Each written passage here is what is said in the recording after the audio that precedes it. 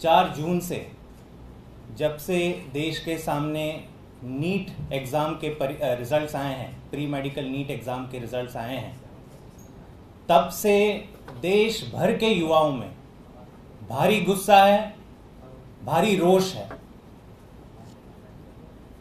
कई प्रकार की अनियमितताएं बाहर आई है नीट रिजल्ट्स को लेके, जो एक तो समझ से बिल्कुल परे हैं, लेकिन मुझे नहीं लगता कि देश के इतिहास में, देश के कॉम्पिटिटिव एग्जाम्स के इतिहास में इतनी बड़ी गड़बड़ियां बाहर आई।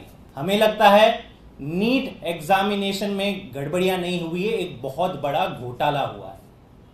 और ये मैं क्यों कह रहा हूं, ये मैं आपको बता दूं। पिछले 4 दिनों से केवल एक मुद्दा देश के युवा डिस्कस कर रहे हैं कि जो रिजल्ट्स आए हैं इनमें इस प्रकार की गड़बड़ियां कैसे निकल सकती हैं। पहली गड़बड़ी, जिस एग्जाम में अनुमन हर साल 2 टॉपर 3 टॉपर घोषित हुआ करते थे, इस साल 67 टॉपर जिनको 720 में से 720 मार्क्स मिले वो घोषित हुए। मैं तो आज भी दंग हूं। 720 में से 720 मार्क्स, 100% मार्क्स देश के इतिहास के किसी भी कॉम्पिटिटिव एग्जाम में नहीं मिले इतने बच्चों को, लेकिन नीट के एग्जाम में मिल गए। और एक बड़ी चीज जो निकल के आ रही है, ये सारे जितने भी आरोप लग रहे हैं नीट एग्जाम के ऊपर, कि सारी अनियमितता भाजपा शासित राज्यों में मिल रही है। आप इस चीज पे गौर कीजिए। पेपर लीक का सबसे पहला मुद्दा कहां आता है? पटना से आता है। पटना में किसकी सरकार है? एनडीए की सरकार है, भाजपा की सरकार है। दूसरा आता है पेपर लीक का मुद्दा गुजरात से। गुजरात में तो एक इंडस्ट्री है ऑर्गेनाइज क्राइम की, हर साल ढेरों पेपर्स लीक होते हैं, तो नीट का भी पेपर लीक होना था, वहां पे भी भाजपा की सरकार है।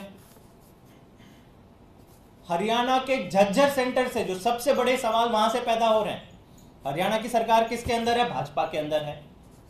तो कहीं ना कहीं ये साफ होते हुए दिख रहा है कि ये कोई छोटा मोटा घोटाला नहीं है, छोटा मोटा स्कैम नहीं है, ये भाजपा द्वारा शासित सरकारों के कोऑपरेशन में या भाजपा के नेताओं के सांठगांठ से कुछ घोटाला होते हुए दिखाई दे रहा है। नहीं तो वो पूरा ट्रांसपेरेंट तरीके से जारी करे ना। इन्होंने बताया 1563 बच्चों को ग्रेस मार्क्स मिले हैं। किस बच्चे को किस फॉर्मूला के तहत कितना टाइम लॉस हुआ, कितने ग्रेस मार्क्स मिले, पहले क्या थे, बाद में क्या थे।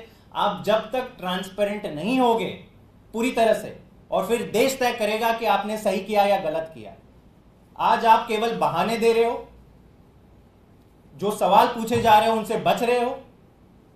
और जो पेपर लीक का मैटर था गुजरात और पटना में, उसमें तो कोई जवाब ही नहीं दे रहा कि क्या पेपर लीक हुआ था भी नहीं हुआ था, और जो लोग अरेस्ट किए गए थे उनके साथ क्या हुआ फिर।